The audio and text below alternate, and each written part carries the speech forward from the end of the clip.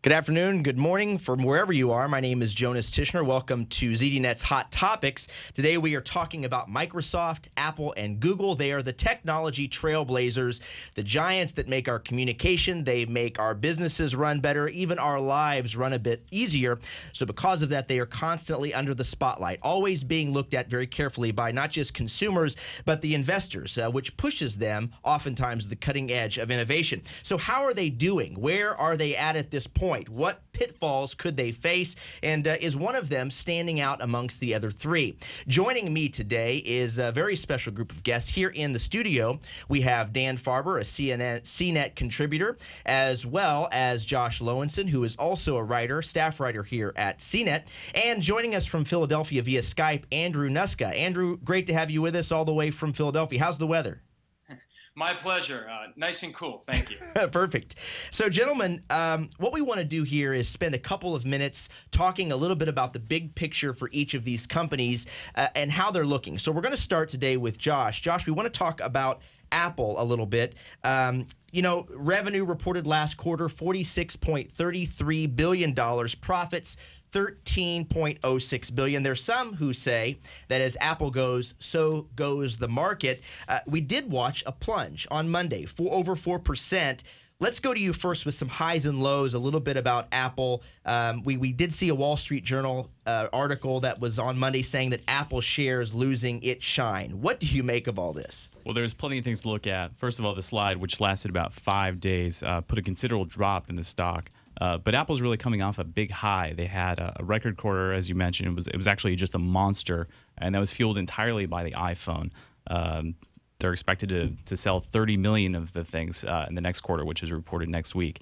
But they've also just kind of had this series of releases. You have the iPhone followed by the iPad. And in the future, we're looking at things like another phone and another, maybe even a television set. I mean, there's really not a lot of slowdown here in terms of their momentum.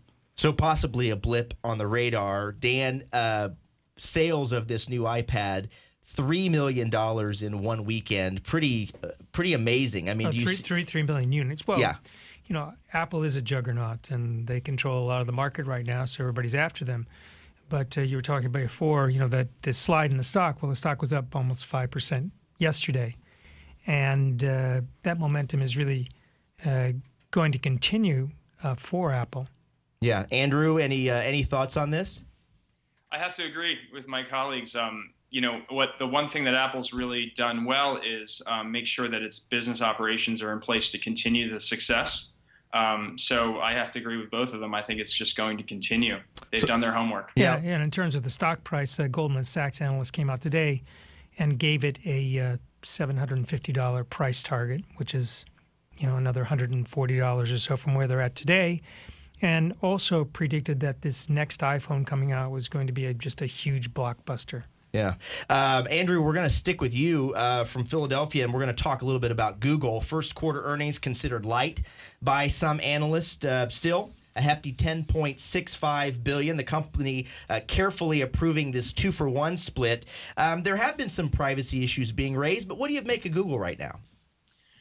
Well, every time I've talked to Google, they're very clear that they're a data company. And so, you mentioned the privacy issue.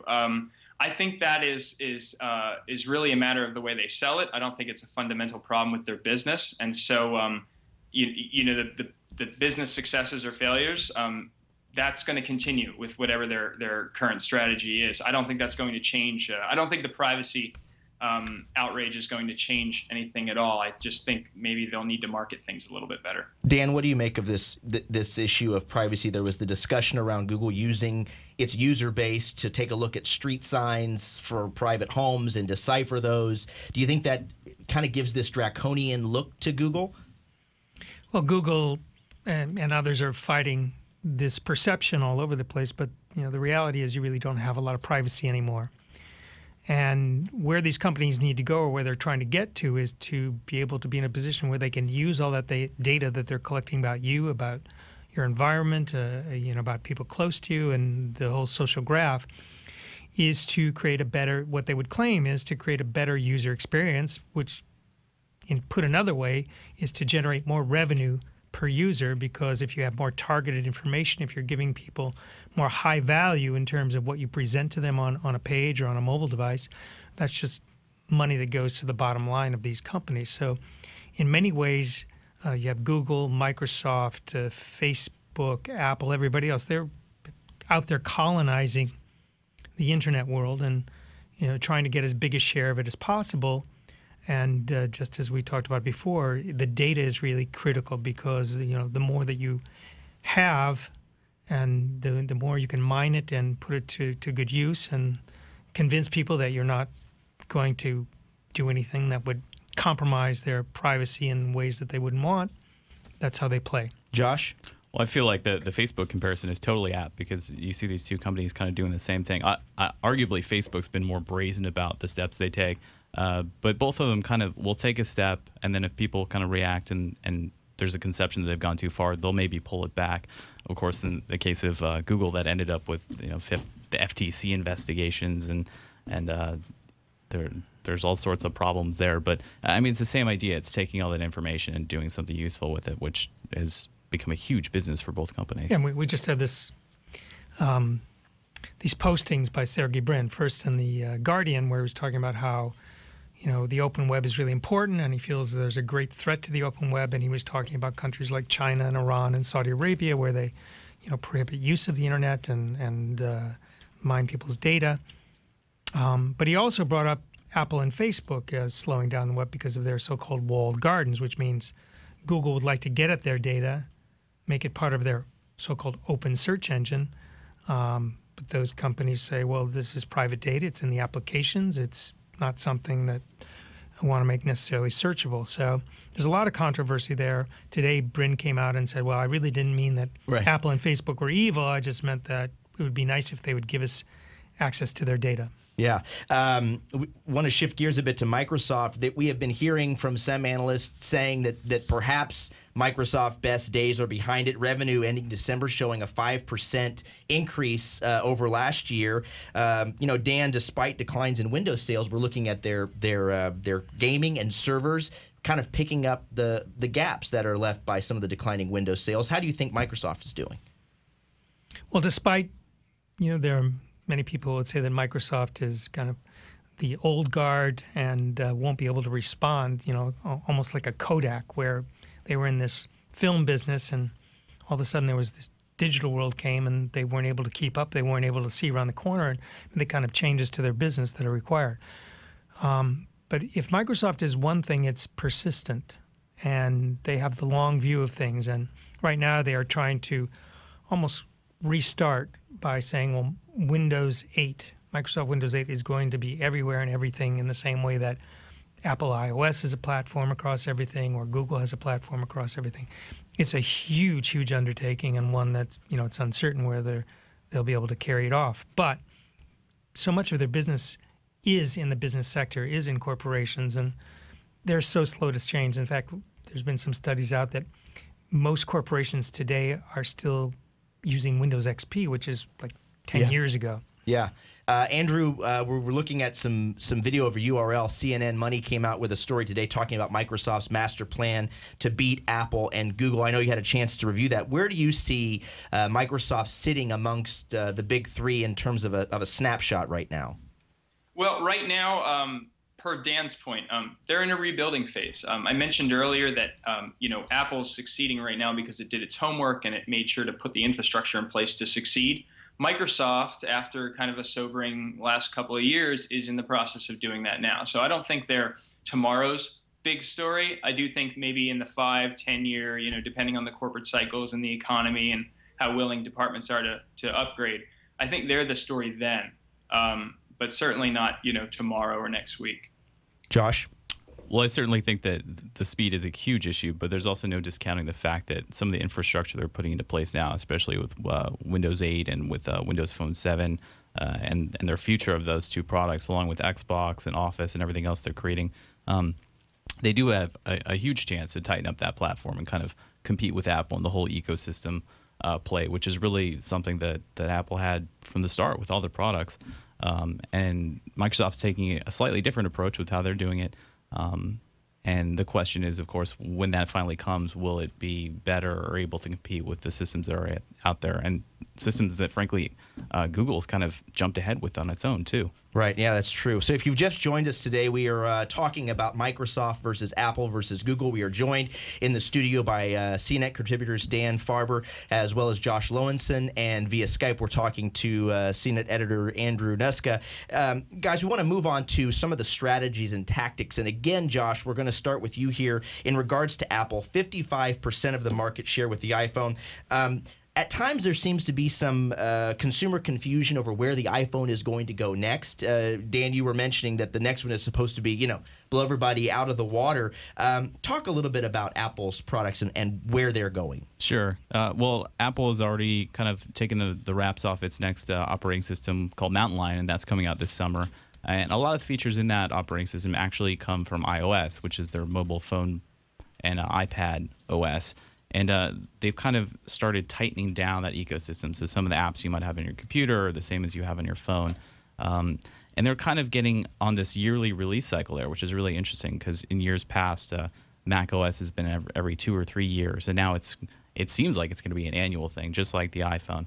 So in terms of predictability and expecting things, they're kind of lining consumers up to kind of buy their products or at least update them every year, which is kind of a startling business move, especially when you look at what Microsoft is doing with Windows 8. I mean, Windows 7 seems like it was so long ago, because it was, and Windows 8 has taken a long time. So Apple's kind of, to have that kind of speed in product development, it's really kind of unparalleled. Yeah, Dan, when we talk about Microsoft in this mobile space, you know, they're certainly not going to necessarily considered to be the leader, but they've gotten some win in their sales with the release of the Nokia Lumia 900. I think that the $99 price tag on that seems to have given them a bit of a boost. But from this point, do you think that in terms of mobile that Microsoft is a real player here? Well, the Lumia has been very successful on Windows Phone terms, not on the broader market terms. I think all of the reviewers would say that the Lumia 900 is the best Windows Phone out there. That being said, it's not really hitting into the iPhone sales. But as Josh was saying, you know, Microsoft has to get on a different beat. And I think as their CEO, Steve Ballmer, has been saying for years, Microsoft has to develop a faster twitch, which is to say they've got to be able to rev their software a lot faster to keep up with the Apples and the Googles and the Facebooks and everyone else. And that's been a real challenge because you know, the culture has been a new Windows release every 3 or 4 years. So that's just not sustainable in this environment. Yeah, Andrew, your take on Apple and Microsoft? Oh, what haven't they said already? It really all just plays into everything we were just talking about. It's true. Microsoft needs to bulk up, and Apple needs to continue the momentum. Not much else to say. Yeah, well, let's stay with you for a moment, and let's talk a little bit about Google, bringing them into discussion. Currently really stacking up second to the iPhone. The Android, you know, it has its players. People love it or people hate it, it seems. Are they sitting pretty right now, or do you think they're nervous?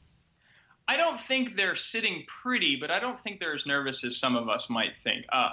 We have to remember Google has a huge mobile imprint. I mean, all those Android phones are out there. They're in the wild. That's a huge footprint you can work with. That's a lot of customers. On the other hand, you have to worry about Google with regard to direction and strategy. Part of the problem with Android has been the fragmentation issue. And I mean, we saw this from the very beginning. I remember being at the T-Mobile G1 launch event and thinking, you know, this is just, how are they going to drive this train when it's going in so many different directions, right? It's not a single track; it's so many different. Now that you know Larry Page is back, you know we might see that change, but it's going to be very difficult to take such a large, sprawling company and get it in the right direction. It's much like Microsoft just a few years ago. Yeah, Dan. Andrew brings up this idea of the fragmentation of the market. And it makes a good point. Google has to decide where it's going to go with this thing. Well, Google's position is different than Microsoft or Apple. What they've done is they've created an environment, a platform for devices like tablets and phones, and it's free. Anybody can use it. So you do end up getting some forking.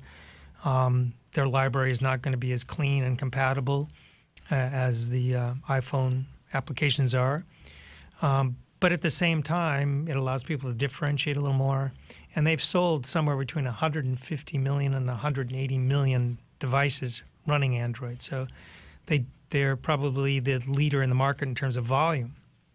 And it's an engineering company, so they're very dedicated to moving this platform forward and also weaving it or wiring it up so that it works very well with everything else that Google does, whether it's email or search or anything else. And that's their big advantage, which is trying to build this mobile platform, but also have it tie into all of their applications and very importantly, tie into their monetization scheme, which is it's all about advertising. And right now, advertising in mobile is growing.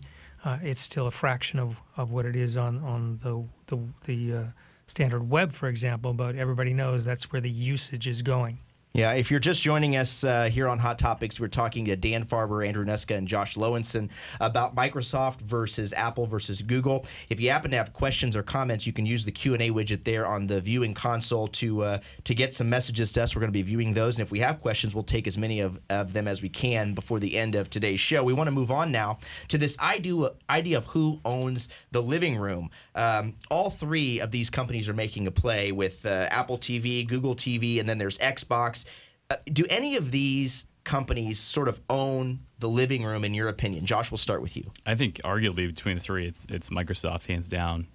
They've had the Xbox for more than half a decade. It's the next one is just around the corner. But in that time span, they've kind of turned the Xbox 360 into this product that was basically just for playing Call of Duty and Halo and all this stuff to arguably a DVR replacement, a TV box replacement, something like a set-top box that you get from your cable provider. You can watch TV shows on it. You can buy movies. You can buy TV shows. You can do all that, and it's been there basically from the start. But in kind of recent iterations, they've made that experience tighter. They've also added features to the box way after you buy it, which is for Microsoft, pretty unusual, especially to do that for free. By comparison, Google has kind of had this wimpy product. Clunky, some people call it. It's clunky. The problem is, what I think, is that people don't really know why they need it. And you can arguably say the same thing about the Apple TV, although in recent years, Apple TV, as we know it, has kind of become a much more useful product by the very idea that it ties in better with Apple's devices. They're saying that there may be a new morph of the Apple TV iPanel, some called iTV, that may be coming out, but it would be more of a media hub, similar to what Xbox has become. I might be able to see that. I think the problem with that is that the Apple TV, as we know it, is already kind of as tight and as small as they can get it in terms of what it is. When you talk about adding some of the features it has to a television set, the question really goes back to content. How can they provide something that's different what they already have? Why would you buy a TV set where you can just get all those features in a little box? Yeah, again, Dan, the Xbox picking up the slack big time for Microsoft. And I don't know if you just mentioned it, but it sounds like they've also made some sort of a deal with Comcast, which just continues to add this element of this one device becoming sort of the hub for the living room. Well, that is the big race that's going on now, that's the one of the last frontiers, which is that living room. It's still complicated. There's still too many players you have to wire up together, and there's a lot of work to be done. And it's also a challenge for the industry as well, which is you might buy a new computer every few years, but most people have a TV for 10 or 20 years, so the business model is a little bit different, and therefore it's going to focus much more on not the TV itself, but how do you get stuff onto the TV and how do you interact with the TV, and to try to get people and to buy TVs more often because you're going to get a much more enhanced experience. Right. Andrew, who do you think's winning this living room battle? Oh, it's definitely Microsoft. I mean, I've got one. It's really hard because Google and Apple haven't quite made the case yet why you really need these products, whereas Microsoft kind of slipped in the back door through the gaming window, and I think that's the big difference. What I'm wondering, Dan was right when he said that there are a lot of players that need to be wired up to make this happen. So it's definitely a long-term view. But what I'm wondering is how they're going to sell this to the consumer and say, you need this because we don't want another box underneath our TV. and we certainly don't want to buy another TV unless we really have to. Yeah, that's a great point. If you're just joining us, we are talking with Dan Farber, Andrew Nusca, and Josh Lowensohn about Microsoft, Apple, and Google. Did you have anything to add before we move on? No. In regards to the Apple TV product? Well, I mean, the curious thing, like Dan was mentioning, people don't buy TVs every year or 2 years. And when you think of Apple, you think of this entire business that's been built up by people buying an iPod every 2 or 3 years, by buying an iPhone every 2 years, and buying a Mac every 3 or 4 years. If they can somehow get people to do that with a product that's that big and potentially even more expensive than their computers, I mean, that would be amazing. Yeah, great There's no point. discounting that. Right. We want to move to an area where all three of these companies are looking at as opportunity moving forward, and that is the cloud. All three of them now have cloud services that they are providing. Apple has iCloud. Google, we know, based on the story Rachel King wrote through a leak, releasing the Google Drive, and Microsoft with SkyDrive. We're going to show you a little bit of video of some of these, but I want to talk about this idea of the cloud and how each of these companies are doing.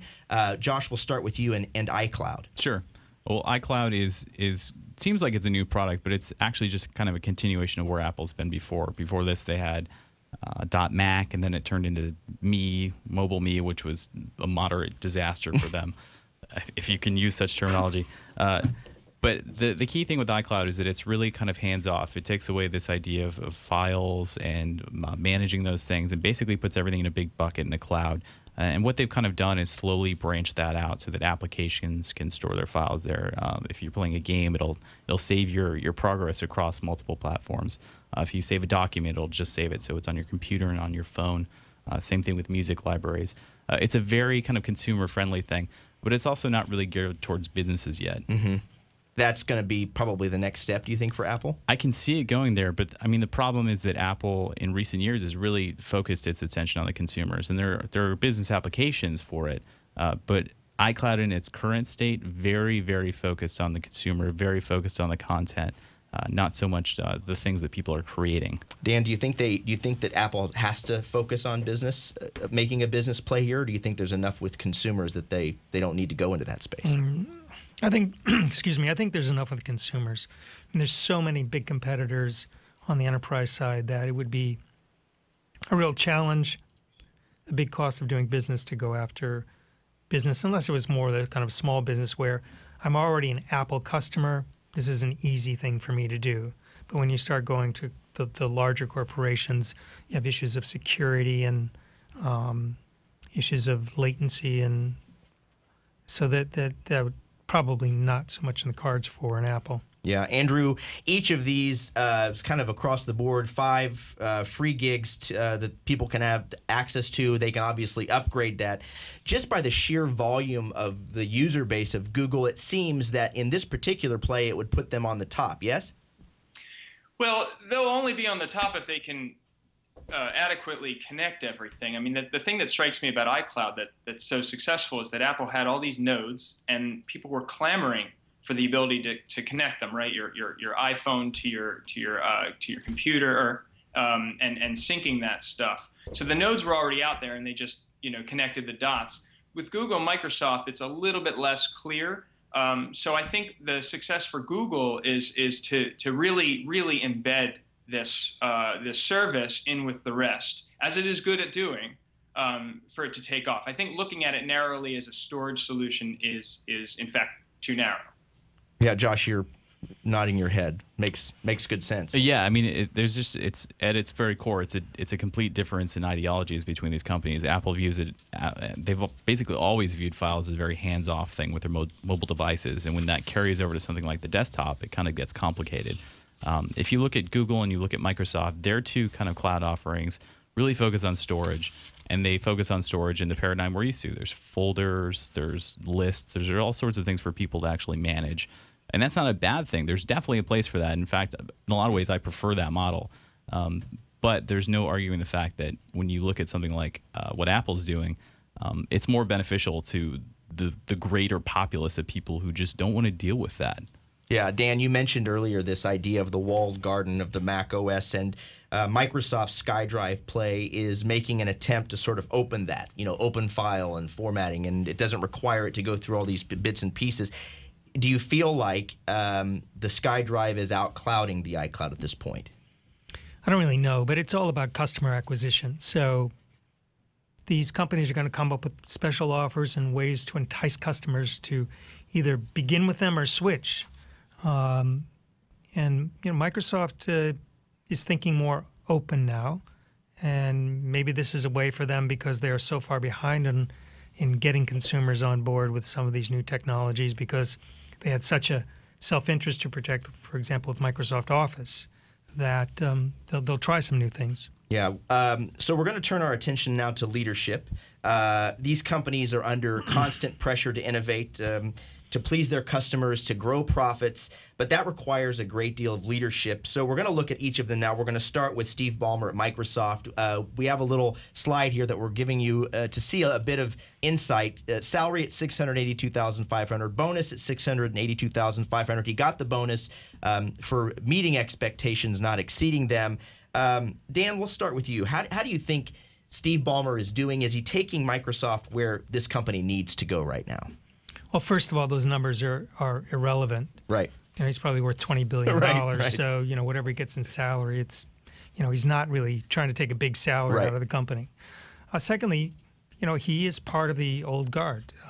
He inherited from his partner, Bill Gates, and he's been at the company, 30, 40 years. Mm-hmm.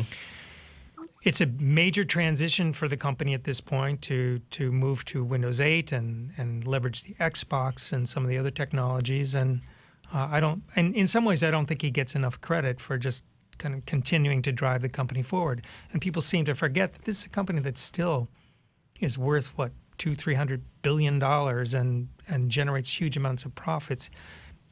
Unfortunately, its stock price has been fairly flat.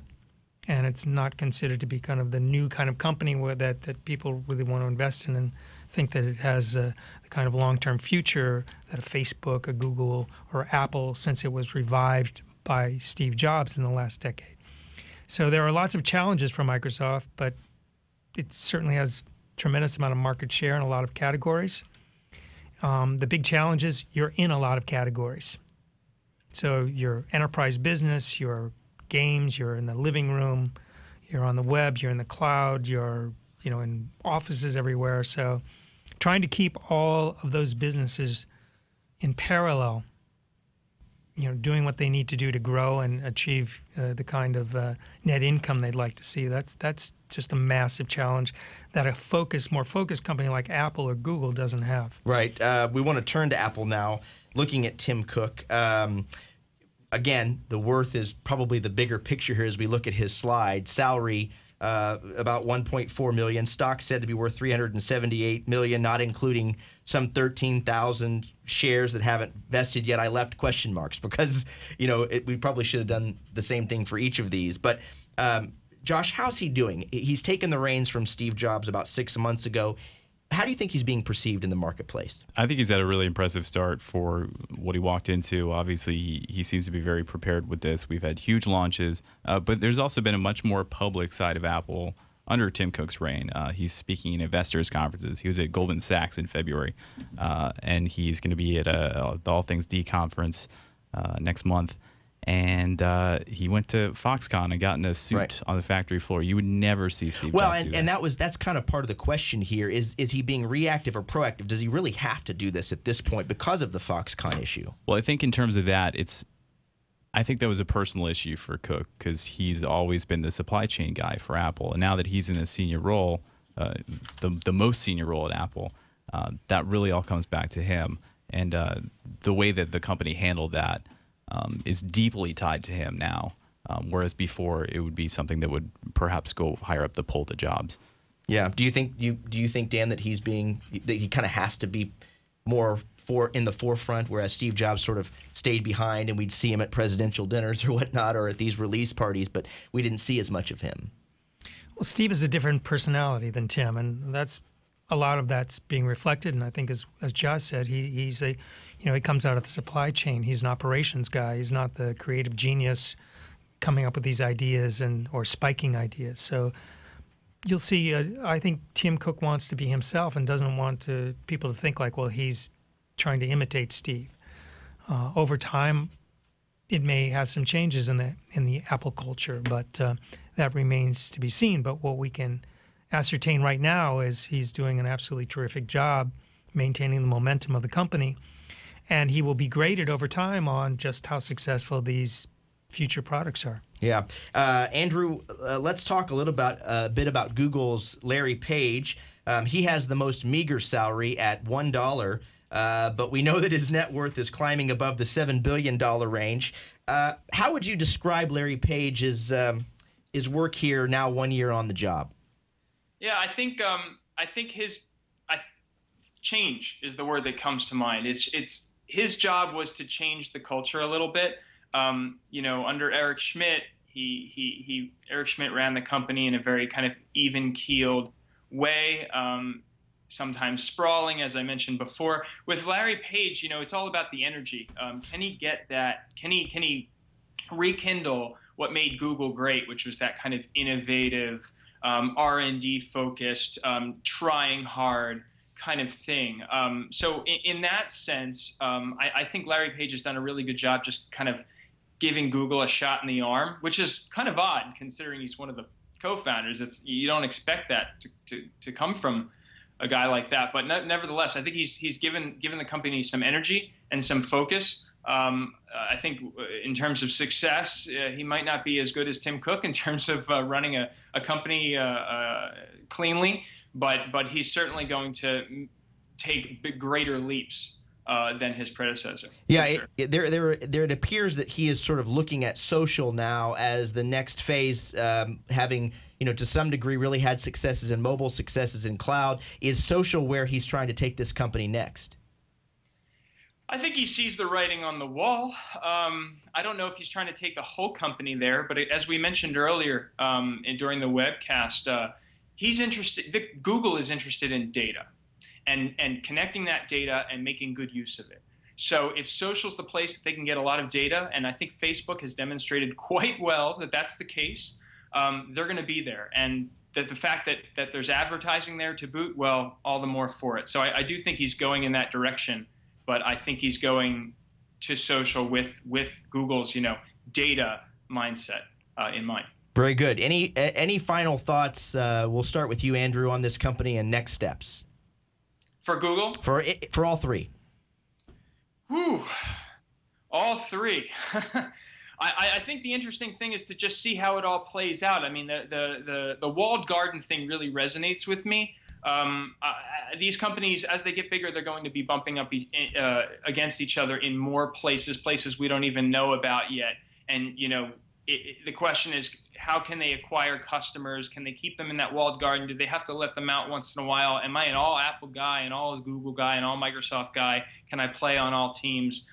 That's what's most interesting to me as these companies press forward with all of these various technologies, sectors, industries, and so forth. Josh?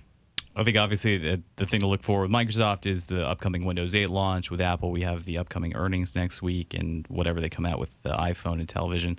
And of course, for Google, it's really how much deeper they get into hardware. For years, they've been this web company. Now there's rumors that they're working on tablets, and of course, they're working on cars that drive themselves, and maybe even a future space elevator. It's really taking this company beyond what it's doing now. And I think that's easily the most fascinating thing to watch. Yeah, final word comes from Dan Farber. Dan? Final word. It's like final thoughts. Like Final Jeopardy. Yeah, Final Jeopardy. Well, as everyone said, these are the big players. You can add in a few more, like Facebook, but they are very competitive with each other. They will say that they put their customers and their advertisers first. But yet, in many ways, it's really about trying to outcompete the others. And this is the world that they're living in, and they'll make decisions that are based on, for example, if you take Google, Google Plus isn't necessarily, we want to do something nice socially. No, they do not want Facebook to run away with billions and billions of people in their database that they can't get access to, and they can't figure out a way to monetize. So we'll see how these big players shake things up and who ends up on top. But clearly it takes a lot of money to play, and they all have a lot of it. Yeah, very good. And I think that could be the final word. They've all got plenty of money to play with. We want to thank you for joining us for ZDNet Hot Topics. We've been discussing Microsoft versus Google versus Apple. I also want to thank my guests, Dan Farber, Josh Lowensohn, and Andrew Nusca via Skype. Guys, we really do appreciate you spending some time with us today. My pleasure. If you missed any portion of this or you want to share it, it will be available on demand for all of us here at ZDNet. Thanks for joining us, and we'll see you next time.